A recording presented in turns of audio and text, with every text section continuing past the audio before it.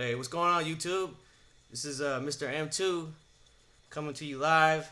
I got my man, Mr. Pound for Pound, on the phone. He's out of town on business. Get at him. The Pound for Pound is definitely in the house, and it is definitely going down. Definitely. Man, oh man. What a weekend of fights we had, man. Oh, well, let's get right into it, man. The controversy was just all over the place in this fight, man. I don't even know where to begin. First thing I want to say is I just got done watching your video, and definitely agree with a lot that you had to say. We both had Floyd. We both picked Floyd to win the fight easily. He looked like he was on his way to doing that before the controversy happened. So just take me through it, man. Let me know what was your initial reaction to the legal cheap shot, is what I'm going to call it. My initial reaction when he hit him, as soon as it happened, I was like, what the hell's going on? What is he doing? Is the fight even resumed yet? I wasn't sure what was going on. Everybody in the house that I was at was like, what just happened? Is the fight even still going? Why is he on the ground? Like, it was a whole bunch of mass confusion. And it was because the fight really technically didn't start again. I mean, but I don't know. I mean, I'm still confused. I mean, it was like I said, it was like if you want to be technical and technicalities, it was a legal dirty shot, but it depends on what side of the spectrum you look on it as being legal. Because in some cases, it looked legal, but I mean, if you look at some other things, I don't recall Joe Cortez saying to begin the fight, so it could have been an illegal shot. It could have went both ways. Yeah, definitely. My initial reaction to the whole thing was I didn't even really see it. After the headbutt, I just happened to look away because it was just like, okay, he headbutted him. He's taking a point. You know, I've seen it a million times. And the next thing you know, I put my head down, and then boom, everybody in the house, there's like 20 people in the house. They're like, oh, he knocked him out. And then I'm like, what happened? I didn't see anything until they showed the replay, and then I saw what happened, and I was like, oh, man. He snaked him, dude, badly. It was BS. I mean, he didn't have to do that. Yeah, definitely. For his legacy, we've talked about this personally on our own time. This does nothing for Floyd's legacy as far as ranking him all time. I mean, I can't see guys like Sugar Ray Leonard, Ali, Ray Robinson. I can't see these type of guys ending a fight, a championship fight like that, and then just taking it like nothing happened. I don't know what this does for him. It does nothing for me, in my opinion, for his legacy. How about you?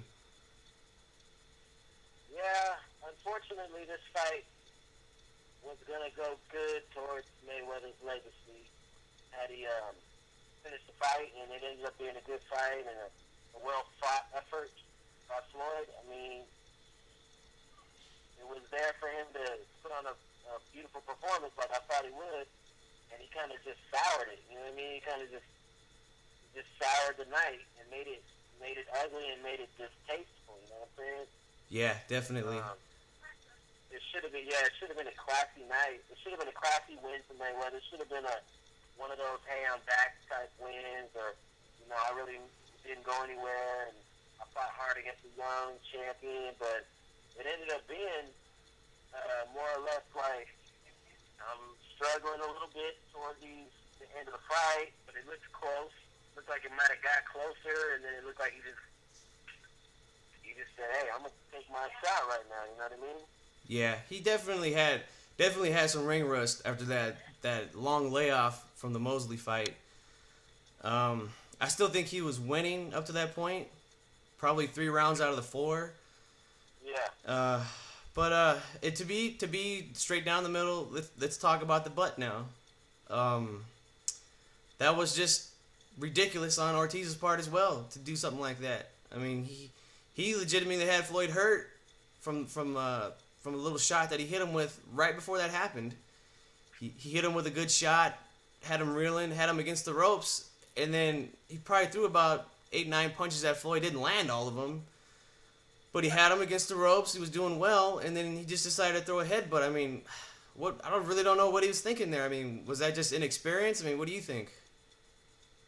I think it was the headbutt. I'm not going to say inexperience. I think he was just charged up. You know, he's a young guy. He's fiery.